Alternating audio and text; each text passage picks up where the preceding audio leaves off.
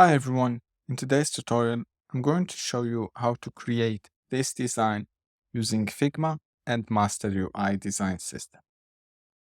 Let's get started. First, we need to download the Master UI design file for Figma.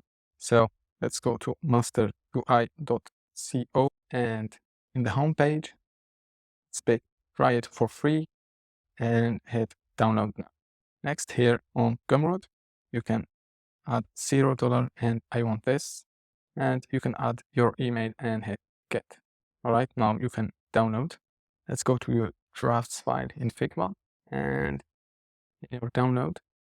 Here is the masterui.fig file. You can select and drag it into your draft.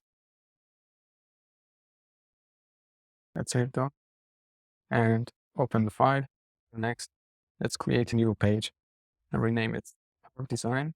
Let's drag it to the bottom of the design file. And here we are going to create our design. Let's begin.